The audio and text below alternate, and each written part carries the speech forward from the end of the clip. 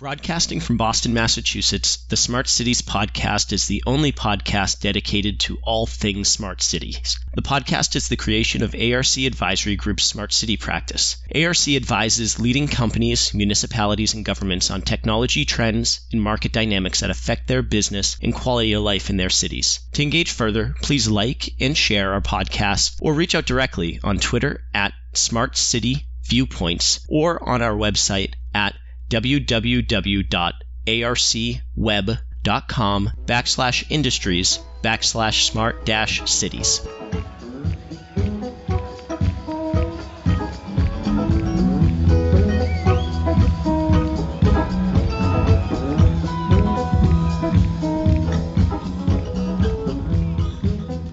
Welcome, everyone, to another edition of the Smart City Viewpoints podcast. Vice President of Smart Cities here at ARC Advisory Group. And today I'm thrilled to have with us George Thomas, the co-founder of New Urbana. George, welcome today. Thank you so much. Really glad to be here. Hey, I know I've spoken with some of your colleagues in the past, but can you tell us about yourself and how you came to the Smart City ecosystem? Yeah, no, absolutely. So I'm an engineer by background, studied structural engineering for a good bit, was practicing as one for a little while, and then got distracted and moved into management consulting for some reason. And I spent the first half of my career growing up in your typical management consulting organization. And when I left it, I was primarily in the public sector practice, so state, local education, defense, public utilities, public healthcare, things of that nature. And while I was doing this at the end of my consulting career, the company that I was with, PricewaterhouseCoopers and IBM had merged. And IBM had at this point in time decided that they didn't want to be a hardware company anymore, at least primarily, and had sold off their PC division. So they asked a few of us to help figure out what that meant from a data perspective and a data science perspective. And I was lucky at the right place at the right time to be part of a team that helped build out what became the Smarter Cities practice at IBM. I was initially the first global head of strategy, and then I also took on sales and sales operations for the business. And that was my entry into the Smart Cities world. And it was, there was a big event in Shanghai in 2010 where IBM and the leadership in China kind of jointly announced on stage the Smarter Cities movement. And I was lucky to be part of that kind of process and as it developed. So I did that for about 3.5 years, those two roles. And then at the end of it, I was asked to go and look at one of our geographies, which could be doing better. So I moved to Beijing, China, and ran the Smarter Cities and Government business for IBM for Greater China, which includes Taiwan, Hong Kong, Macau, that neck of the woods. And I did that for about, again, another 3.5 years each. And then I came back to the US and did global strategy for government for about a year. And at this point, I was done with corporate life, and I left IBM and started an advisory business, primarily around initially intending to advise cities and city governments and regional governments on what it meant to be smart and some of the learnings that I had from my innovation days and enterprise strategy days at IBM. And it quickly kind of diverged that wasn't really where the need was. It was more on big firms and medium-sized firms trying to figure out what it meant for their businesses. So the advisory business evolved into New Urbana. After about a couple of years of advisory, we wanted to create IP. And so New Urbana is kind of envisioned as a venture studio, which takes kind of like the best of management consulting, but puts the heft behind how do you actually build real things on top of what an incubator or an accelerator might do. So my journey in Smart Cities, in a nutshell, is about a dozen years or so. I've been in about 7 to 8 countries in deployments and build-outs, helped build businesses and practices, have touched pretty much every major technology in that space that you can think about, and have touched about 6 industries in the meantime. So it's pretty broad from the perspective of domains that I've touched and what I've been able to be part of. And currently today, because I live in the metropolitan Washington area, there's a big regional smart movement that is underway here for the last 3 years called Connected DMV. And I'm lucky to serve as the vice president for innovation and strategic initiatives on top of my other duties for the regional smart regions movement. Oh, wow, that's fascinating. It's quite a history there. There's always been innovation from the earliest times in culture and cities. What's happening now that's different? And it really is the context of smart. Smart's an overused term, but what's a smart city today? No, that's a great question, and you're absolutely right. I mean, from the time when we were building pyramids, I think whoever woke up in the morning probably looked at how to get to work, what the traffic was, and how do you get from A to B, and that's really not changed. How we deliver water systems from the Roman aqueducts have not changed. So the need has been ever present since we started living in cities. From my perspective, over the last couple of decades, what's really changed is the number of technological advancements that have happened. You take any single one, from the advent of drones to the API economy to blockchain to, you can take a couple of dozen of these things. Each one of this is substantial. 3D, 4D printing now. And then you say they all happen in the same 15 to 20 year period is one. The second thing is the ability of our society to absorb and make decisions based on real data versus empirical data or anecdotal data. The fact that computing power has become so cheap, the fact that storage has become so cheap, the fact that communications has become so cheap, has kind of really put on steroids these technological advancements and business model advancements and made them all happen at the same time. So we are living through multiple threads of the industrial revolution when 2 or 3 things happened all at the same time. And combine this with 2 other kind of non-related macro trends.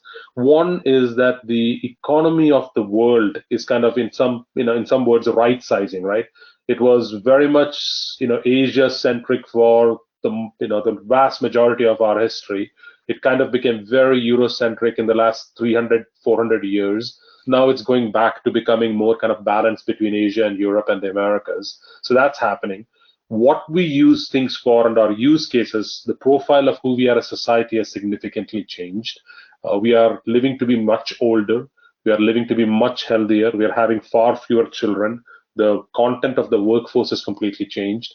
So if you take these 2 kind of macro trends of who we are as a society, where we live, the trend towards cities, and then combine it with these technology trends and the fact that the economy of the world is more kind of uniform now, you put all of these together, you create a melting pot where what we have traditionally considered and built up as industries over the last 200 years since the Industrial Revolution, are all getting upended. Everybody's bleeding into everybody else. So how we deliver transportation, or even better example, what we consider a water infrastructure, is no longer something we can just look at as water infrastructure. 80% of all diseases in the world are because of poor water quality, poor water infrastructure. So isn't it better to think about it as a health infrastructure now? Today, because we have the computing power and the data and the insights to look across domains, it's a very, very different world in how we are tackling the age-old problem of how do I get to work to build a pyramid. That's fascinating. As you may know, I actually lead the IEEE Smart City Planning standard, and what this dovetails into your comments, because initially we embarked there with just a planning model, waterfall or agile, a scrum model, but we recognized that first we needed to document stakeholder communities and get their user needs. But even as we went out and to collect those stakeholder communities, we recognized that, well, there's human factors that have been waxing and waning over time in terms of influencing what is a smart city. And in that initiative, we've put them into a few buckets of social, economic, environmental, technology, and political governance factors. And they're all different, no matter in any place in the world. They're all different, and the needs to be satisfied are different. So that's fascinating. So we agree. Public agencies and cities and governments have a core set of functions that they support. there's a variety of new technologies that impact all of those very dramatically. So what are really the key challenges that you see right now? Yeah, I mean that's a great segue. So if you look at what we traditionally try to solve or what we always look, we have a what I would call a bucket of needs that have to be solved, that have to be optimized, that have to be planned from scratch, whatever it is, a bucket of needs, right? And the needs could extend from as simple as we need to build a new road structure to something as complicated as we need to improve how we deliver primary education. But there is this bucket of needs that people are always trying to hit against to provide solutions for. And the solutions, if you think about it as a triangle, the bucket of needs sits at one corner of the triangle. The second corner of the triangle are the solution providers, the vendors, the innovators, the people who think about how to solve problems. And it's traditionally been mostly a peer-to-peer engagement between those two corners of the triangle. I create something brand new, I have a new venture on how to create a widget that improves XYZ process or XYZ industry by this amount. I'm going to go call on everybody I think is a client to go try to sell them. Right, exactly.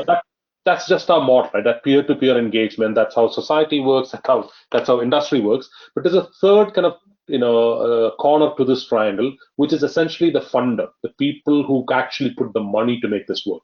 Even in public sector, that funder is almost always different than the person with the need. Even in an organization, right? The CFO is different than the COO you're talking to deploy a smart building solution is different, right?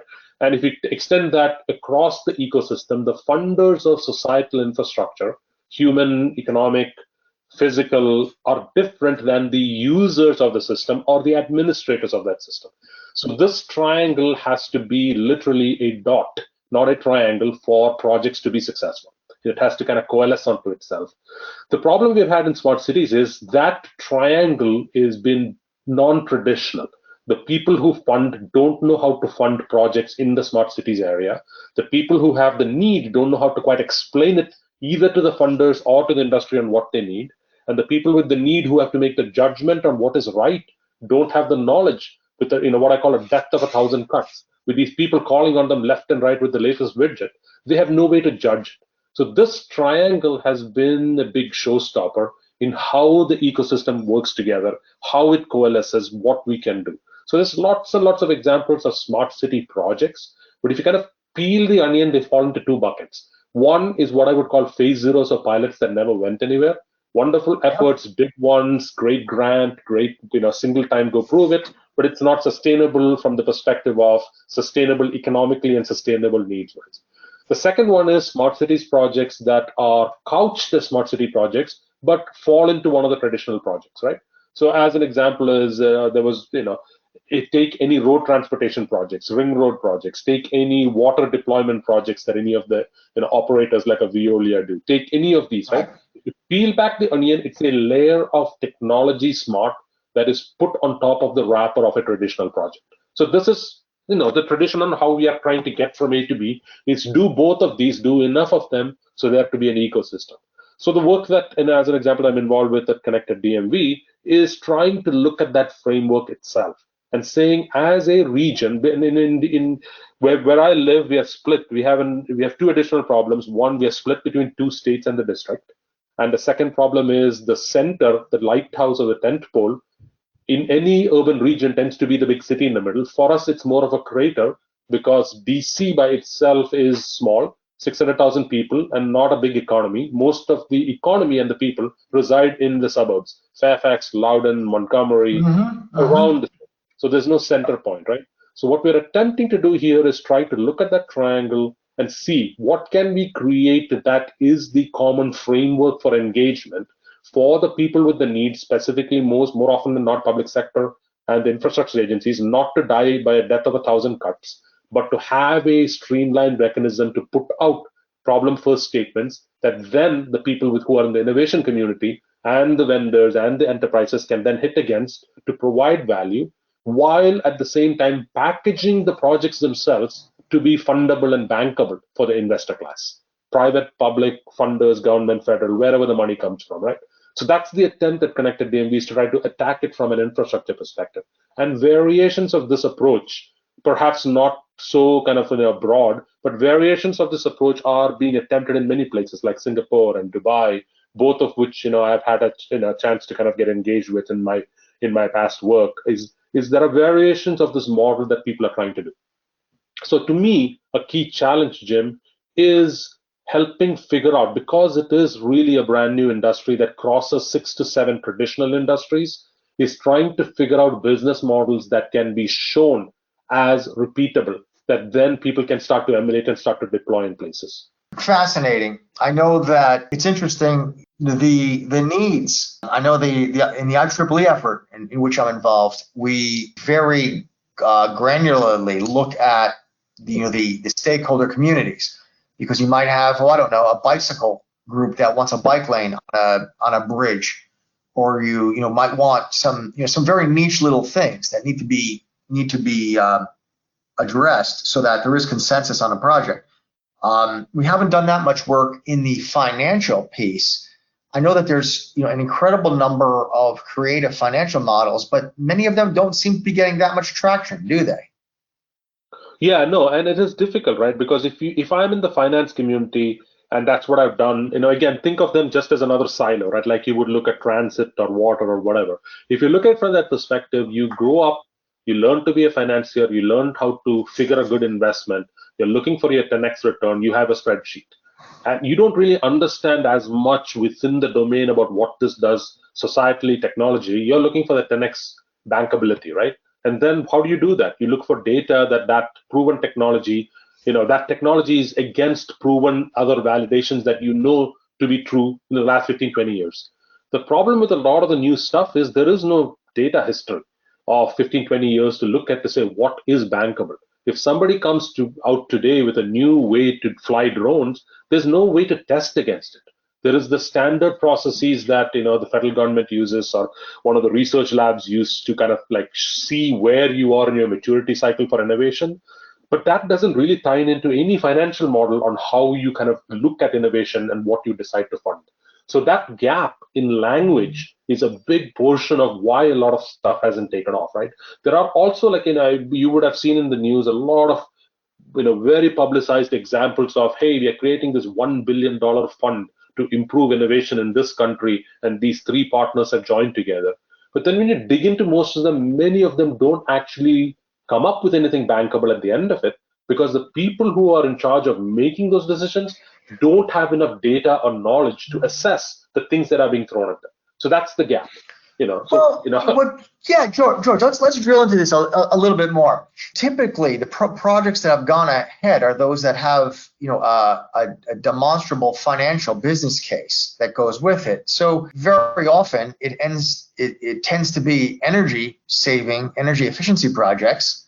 And then number 2, projects that optimize maintenance savings so that personnel can be retasked on something else. But even with some compelling applications out there that are simple, that are easy to do, like LED street lighting, we don't see the adoption rate there anywhere near what some of us would have thought it would have been, even when there is capital to be put into place, because no one speaks the same language.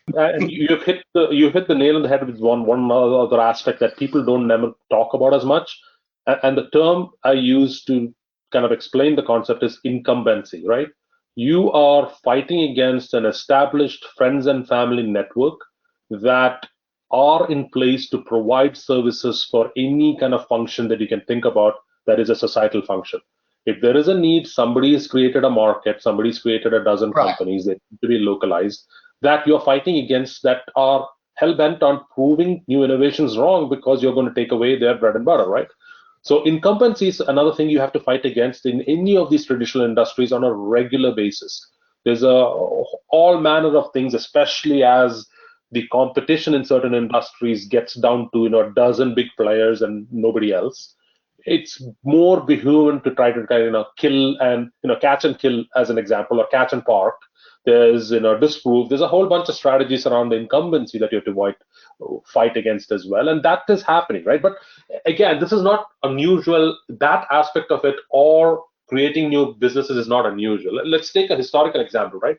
When the automobile came along, just before it hit mass market, and kind of like acceptance in the 1910s, the biggest industry in New York City was around horses. Stables, grooming, horseshoes, cleaning up horse manure from the streets, the biggest industry. Entire companies and entire kind of industry subsegments disappeared overnight when the cars took hold. But that did not happen easily. If you go back and read any of the historical documents, there was a lot of resistance. The whole endeavor about having somebody run in front of your car with a flag was started by the horse industry, right? Because it's not safe. It'll scare the women and children. Same thing with electricity. We have had 2 presidents who were afraid to turn on light switches because of the amount of fear, uncertainty, and doubt that was planted against electricity by the people who made candles and lamps and lamp oil. So, I mean, it's not unusual. It's just we know that this is there. We know that there are some kind of sort of certain technologies and certain business models that will not survive, but nobody expects any of that to kind of go away without a fight. The challenge and I guess the beauty of the opportunity we have now is there's about 24 intertwined technologies and business models that are all fighting to disrupt, change, and accelerate what we do, how we do, where we live, what we do with what we live, all at the same time. And there's so much going on that entire new industries are being created on a regular basis. And that's the beauty of where we are at. I think it'll all happen. And those of us who are in the middle of it, like you and I, with all aspects of these things, from standards to policy to let me talk about my new Urbana work as an example, right? The whole reason behind setting up a venture studio was because a lot of companies, especially new ventures or innovation that happens in enterprises, are really good at starting things. Like they get through elementary school well, but they really don't know how to get through middle school and high school and graduate. There's very little in that middle school, high school area to truly provide things to people that they can do that they should not be doing by themselves, right? Innovation to me is a lot of blocking and tackling and sausage making. That's not what people think it is. A lot of people think it's fancy and nice and smooth and happens without a hitch, right?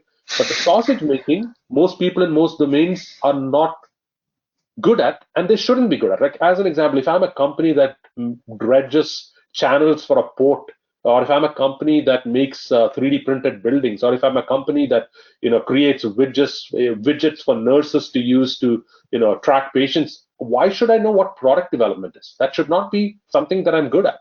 Yet, because software development is glorified, people think, yes, let me just go learn a coding course and I can figure out what that is, right? Let me go figure out how engineering works together in standardization on bridge building. It's not that easy, right?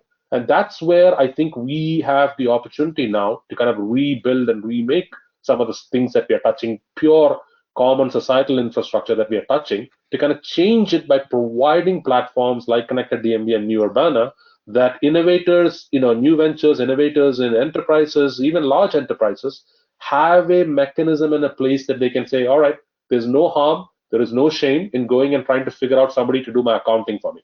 There's no shame, therefore, in somebody going and helping me figure out what innovation means in my space and how I can innovate so I don't get disrupted, or how I can innovate to move into adjacencies. I think we're getting to that point where we're having those conversations. Yeah.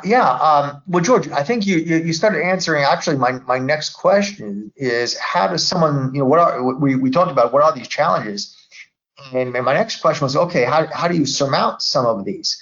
Both whether you call it the incumbency or inertia of your customer, or even that, or how you systematize your product or service development so it's repeatable, scalable, and ultimately profitable for that startup. Right. So when we kind of started looking at the thesis for the venture studio, a lot of it was, my background is almost all, enterprise innovation and, buying companies kind of to help solve certain problems and trying to do complex, large-scale projects for clients that involve multiple kind of technologies and business models coming together. And my co-founders, Michael Reimer, his background is almost all, new venture innovation. How do you create something from scratch? That's what he's been doing for his entire career. As we started comparing notes, we found a lot of common elements that don't go well in both worlds. And that was the thesis for New Urbana was, okay, what if we had a stool with 3 legs that people could build stuff on? And to us, the three legs, one became a robust, systematic methodology, which we call common sense, for the sausage making of innovation. What are the processes for product management? What are the processes for innovation? Where do you do agile versus lean versus waterfall versus something else? What is product testing? How do you know that you have the right product and market fit? All of those pieces that make up the mechanics of the thought process and the rigor you need to develop something sustainable. That was for the first leg. The second leg was when you go in, you immediately, as soon as you start building something, you have something that you call the technology gap, right? You build something based on what you know, whatever language that is. You build something based on where you have grown up in what industry. And that immediately, as soon as you build it, obviously is a technology gap because you don't know enough about the standards of the multiple industries it could go into. So whenever, like in my past at the corporations that I've worked at, we have looked to acquire companies. Almost in all cases, we've had to throw away a good chunk of what they have built because it was not compatible with the industry. Great idea, great algorithms, has to be rebuilt in many, many cases, right? So our technology leg was, could we create a microservices built platform that would look at the standards required? And we are focused, again, you can't do this everywhere. We are focused on what we call critical infrastructure. So within critical infrastructure, could we kind of map those out? And we did. And we created a first level platform that sits on top of your AWSs, etc. But it's very much geared towards microservices in the critical infrastructure industry as the second leg. So anytime we ingest a company, anytime we do enterprise innovation for a company, we can actually say, are you meeting these standards? This is the clip level. This is how you should talk to each other. So you don't end up with a tech gap, going in. So that's the second stool. And the third stool was what we call networks. Again, problem that we have, all of us have, is we work in our own silos. We know our industry. You may know your geography. You may know your region. But if I am again, going back to dredging, if I'm a company that does dredging in Australia, there's no reason for me to know where the market is with regard to dredging worldwide. There's no reason for me to know beyond my immediate mining customer or my immediate port authority customer who the clients are. And I have no way to know whether what I have built is useful for anything else other than dredging, although there are 50 other applications for it, right? So the third leg we have is what we call networks. With the cohort of advisors we have, we touch on all the major domains in critical infrastructure to quickly make assessments of what the true market fit of a potential product is and where one could take it. So if you take these three legs and put it on a stool, that's what we are bringing to the market from a new Urbana perspective for both new ventures and enterprise innovators to say, look, we can do the sausage making and the blocking and tackling. These are the three legs it sits on. You are the expert at your domain in dredging. Let's figure out what you have, and we will do the mechanics to tell you what the value is for it. And if we both agree on what the value is, this is what we can do to kind of build something on top of it that you will get value from and society will get value from. Fascinating. That's a fascinating approach that really does address many of those obstacles that we're all seeing. And I don't want to state that it's all baked and good. We are learning as we go along. We've been doing this for about a year. There's lots and lots of things we are learning every day with regard to what this is, but we are definitely finding that it's resonating. And surprisingly, it's resonating more with enterprise clients than with even new ventures. Because I think each enterprise client, at least many of the ones that I've talked to, the forward-leaning ones, have gone through what we call the 5-year cycle, right?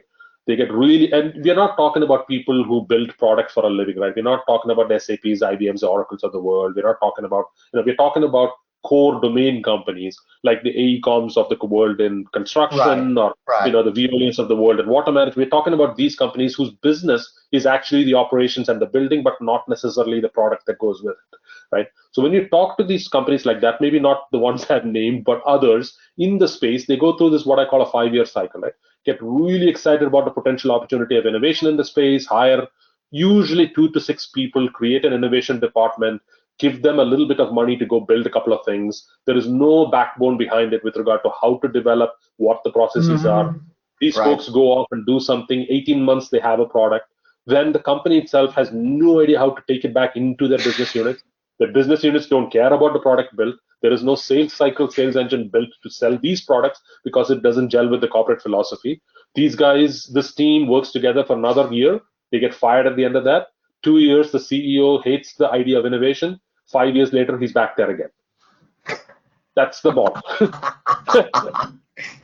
That's And that's what, fascinating. that's where our conversations seem to be gelling. People who have gone through that cycle. No, certainly. Many of these markets, I mean, part of it too is the markets that don't develop as fast as some of us think they do. I mean, many of us, in the technology world are eternal optimists, and these markets often don't happen just as quickly as you'd like.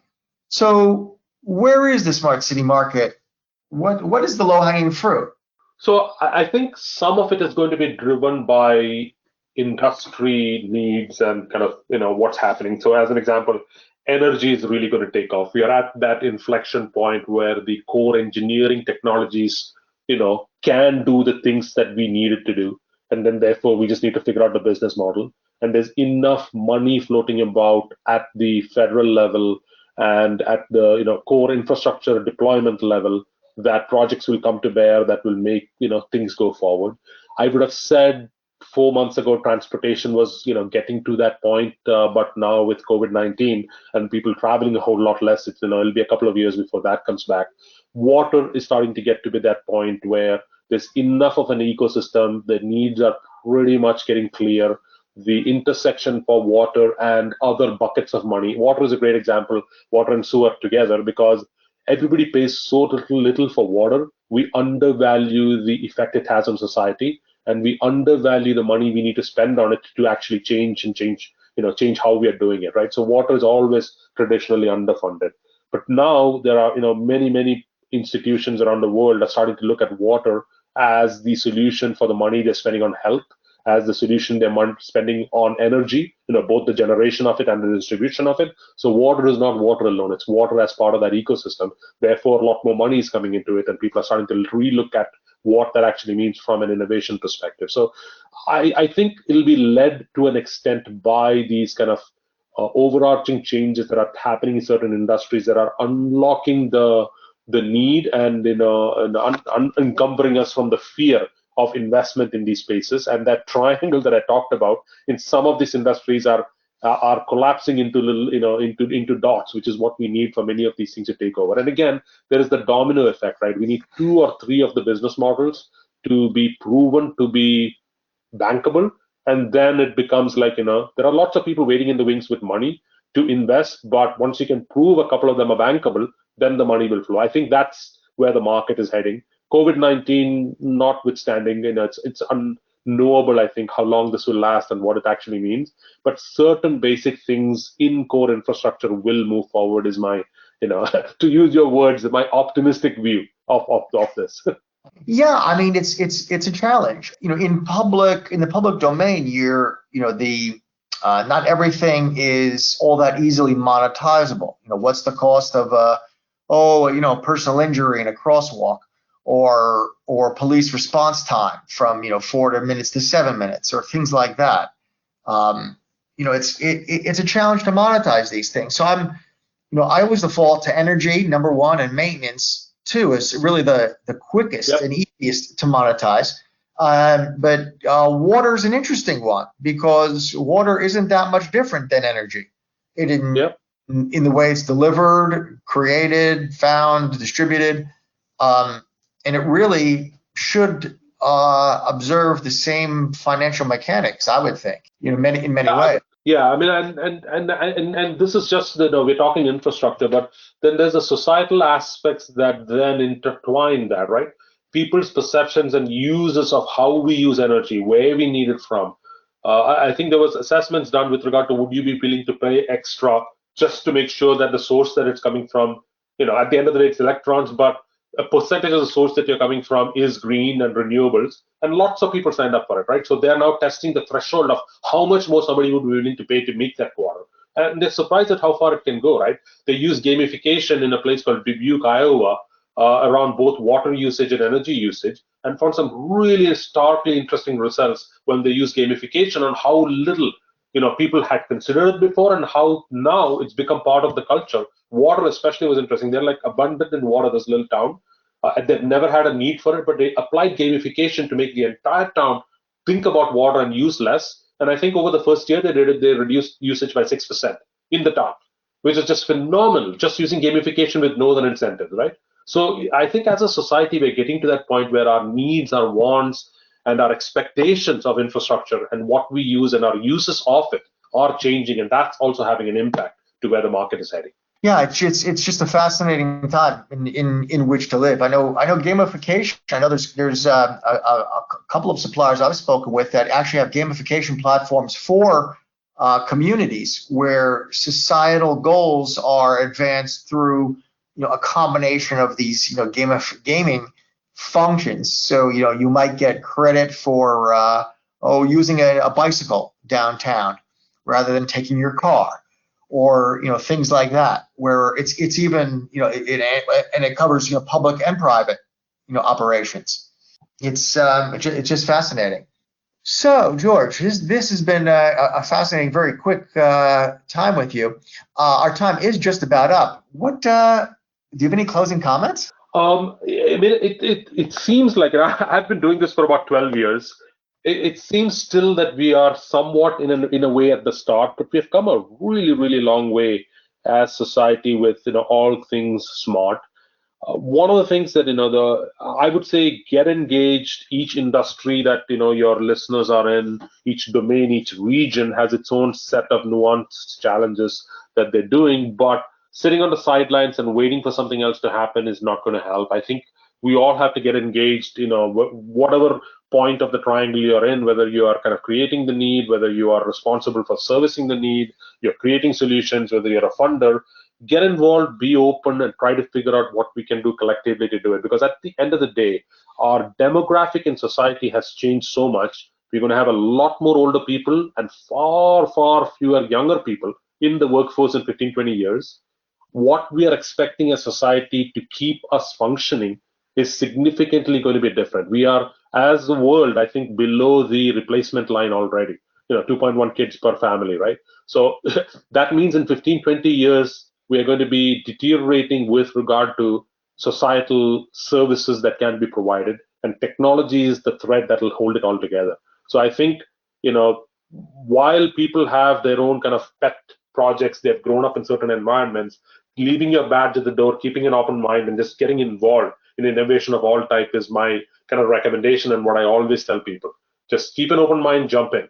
No, I absolutely agree. I know the projects that have been most universally accepted and celebrated are those that have had broad stakeholder communities, have brought together a broad set of user needs. But it hasn't been just the needs. It's also been reaching out and having honest dialogues and learning each other's language with both the suppliers as well as all the finance people. And you have to get involved. You have to be in it to win it, as they say. Yeah, absolutely, yes. Well, hey, George, this has been great.